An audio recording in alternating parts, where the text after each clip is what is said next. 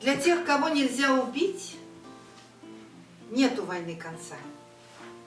Она детей своих растит с улыбкой бойца, с его привычкой побеждать, сложив судьбу из мук, с его привычкой выживать через испытаний круг, с его привычкой умирать, не разжимая рук.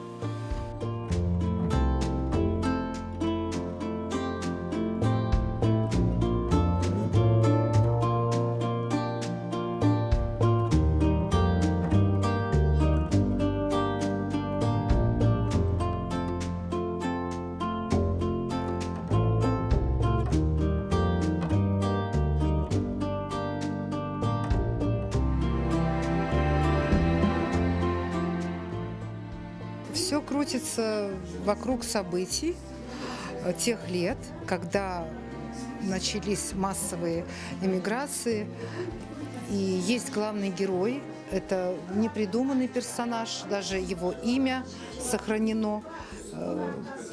Те события, которые происходили с этим человеком, он был имамом. И все это описано в этой поэме.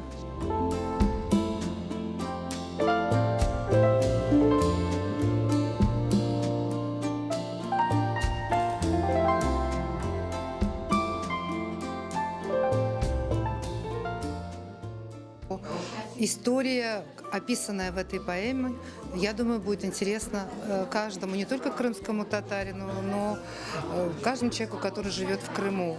Потому что эта история была с нами, она с нами происходила. Да, к счастью, это было очень давно. И я надеюсь, что эти события, которые описаны в этой поэме, уже не повторятся. Но забывать о них и не сказать о них мы не можем.